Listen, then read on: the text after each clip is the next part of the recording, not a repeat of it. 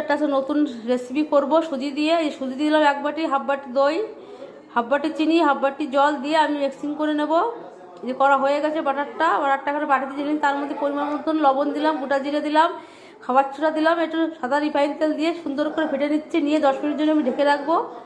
আর ভিডিওটি যদি ভালো লাগে অবশ্যই লাইক সাবস্ক্রাইব কমেন্ট করবেন। যেটা থালার মধ্যে সাদা তেল দিয়ে বিলাস করে নিয়ে বাটারটা আমি দিয়ে দিচ্ছি, ভালো করে ঘুরিয়ে ঘুরিয়ে চারিপাশটা কালারটা সুন্দর করার জন্য একটু কালারের লঙ্কার গুঁড়ির কালার দিলাম, দিয়ে জল ফুটছে, দিয়ে এখন ঢেকে দিচ্ছি আমি।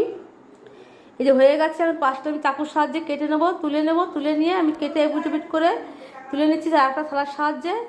তুলে যে ওই পিঠটাও আপনাদের দেখাবো আমি। এটা হচ্ছে নিরামিষ পিৎজা সুজিতে করা। আর ভিডিওটি যদি ভালো লাগে অবশ্যই লাইক সাবস্ক্রাইব কমেন্ট করবেন। চাকু দিয়ে কেটে নিচ্ছি পিৎজার সাইজের মতন কেটে নিয়ে যে তেলে একটু হালকা করে ভেজে নেব। এই যে কড়াইতে দিয়ে দিচ্ছি, সুন্দর করে উল্টে পাল্টে ভেজে নেব। এই যে ভাজা হয়ে গেছে নামিয়ে